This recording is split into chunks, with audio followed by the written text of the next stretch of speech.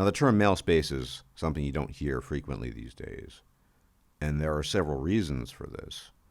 Probably the most important reason being this idea of inclusivity, that everyone should be a part of everything if they so choose.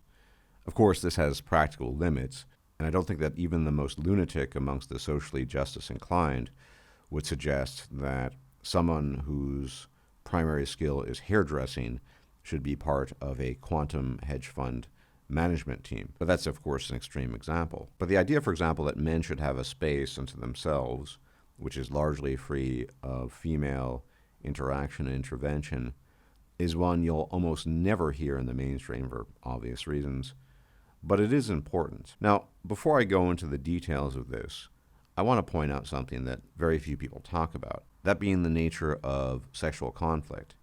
Now, traditionally, in evolutionary psychology and biology, scientists and people will talk about intrasexual conflict, meaning the conflict that exists within the sexes with respect to procurement of reproductive resources.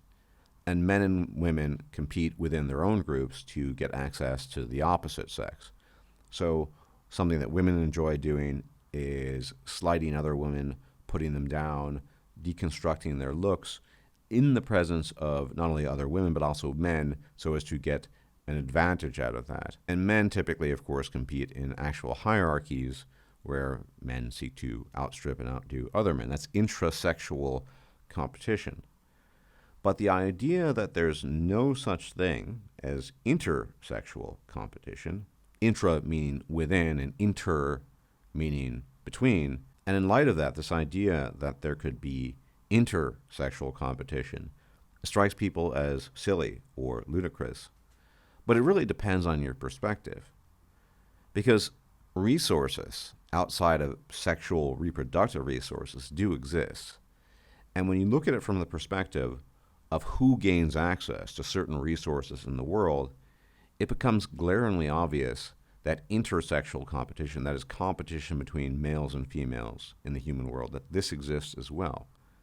And when I'm talking about resources, I'm talking about medicine, finances, I'm talking about education, and most importantly, I'm talking about human life itself.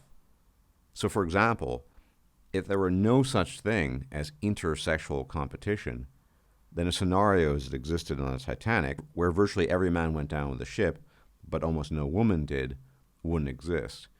You wouldn't have situations such as in the 1990s war in the Balkans, where women were evacuated in preference to children in many cases, and men received no such treatment. So when it comes to the most precious of resources, life itself, there is a conflict of interest there.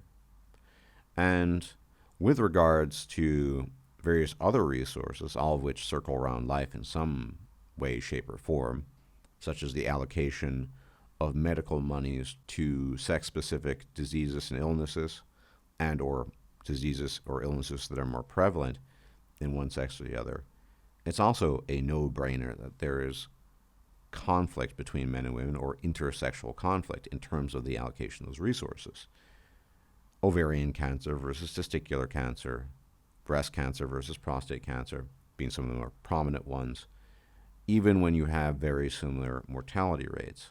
Then education, the scholarships, the preferences, the hiring, it goes on and on and on. And so I don't think that you can really view things strictly through the lens of intrasexual competition. There are other things in the world that signify competition, and they're very important. Let's be honest, in every emergency situation, we know for a fact that women will be treated preferentially because they have the eggs. They are the harbingers, as it were, of reproduction. So I'm not claiming we can change this, or even that it would be a good use of time and effort to change this. That's what MRAs try to do, and they fail routinely. But it is something to take note of, and it's important when we're talking about male spaces, because it shows real divisions in the world. Now, what about the idea of male spaces themselves, and what happens when women get involved? Well, I don't blame men per se, but the reality is when traditionally male spaces become unisex and allow both sexes to partake, they change. we've all seen it before. I've seen it a million times. Men's behavior changes. They start focusing their attention on the women. They start obviously competing in some way. And the woman oftentimes, when I observe these things, has very little to say or contribute. But the fact that she's a female and the object of potential desire, even when they can't see her, such as on a Discord server, tends to interrupt the natural flow of conversation and the natural coexistence that men would enjoy. Furthermore, you see such phenomena as tone policing when women really get involved, for example, on YouTube channels that were predominantly male. And so I think it was without question that the presence of women in what are predominantly male spaces changes the dynamic, changes the psychology, etc., etc. And then you need to ask the question, it's obvious why that changes. Everyone would know why it would change. But is it not then something of value for men to have a space for themselves where they can basically be men, converse, talk, and interact with each other without this type of external interference, because we know it changes the dynamic and it changes the men and it changes what they're willing to talk about. And on top of that, even the level at which they're willing to engage things on. And it becomes, for me at least, glaringly obvious that it is, to the extent that it's possible, important to maintain spaces which are, at the very least, predominantly, if not entirely, male. Now, of course, this goes against the mainstream, and this goes against mainstream notions, but we see the hypocrisy all the time. Could you imagine, gentlemen, a world in which somebody said, I'm going to make an all-male gym? It wouldn't happen, right? At least not in the West. Even in unisex gyms, you get women-only sections where they can train and do whatever by themselves. And all-women gyms are a thing, and they're reasonably popular because they don't want to be bothered, right? If a man said he wanted to just train and hang out with his buddies at the gym and do what he wants to do without unnecessary distractions, he would be socially flayed alive for that. So I keep on coming back to this idea that at least online, men should be able to have spaces where they can just be men without the interference that is run by contact with the opposite sex. And bearing in mind the fact that there are almost no such spaces anymore in the world. Everywhere you go, everyone's allowed to participate. And I'm not even saying this as something against women per se, but they change the dynamic. And the fact that men will always be denied the best of the resources a society has to offer, and in the most extreme cases, their very lives, tells me that at the very, very least, men should have spaces where they can engage each other on their own terms without female interference or intervention. And these days you almost never hear a statement like that because, frankly speaking, it's been drowned out by the mainstream tendency for loud clamor and telling you that everything needs to be inclusive and everyone needs to be part of everything. But nobody would say that, for example, about a chess club. Should a chess club invite people into it that fundamentally change the dynamic of the chess club because they don't even play chess and they keep on asking questions, but the chess club wants to get on with their business and play chess and talk about chess strategies. And some outsiders come in and they know nothing about chess, or to the extent that they do, they're just asking questions nonstop rather than being proficient players.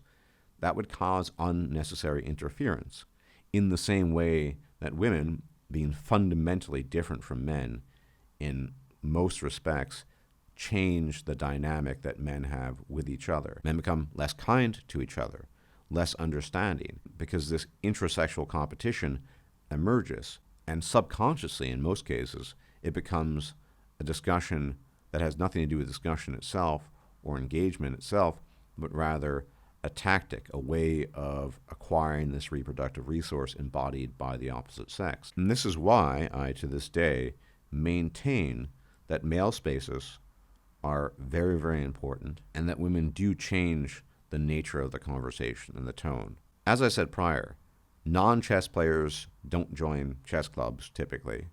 If you hate tabletop RPGs, you're not going to join a Dungeons and Dragons group, presumably. And so there are all sorts of clubs and organizations that center around, frankly speaking, the notion of exclusivity based on the degree to which these things interfere with them.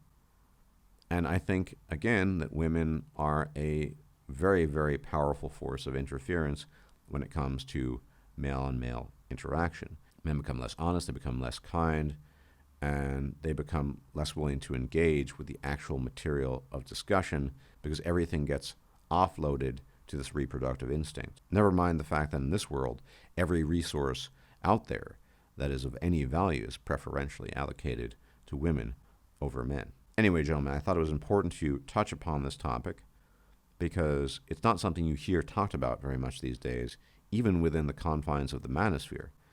And sometimes it's important to remind ourselves of why we maintain certain positions and why I maintain this position that there should be male-exclusive spaces, simply for the reason that there's too much interference and too much disruption when women are involved in this regard. Anyway, gentlemen, thanks for watching.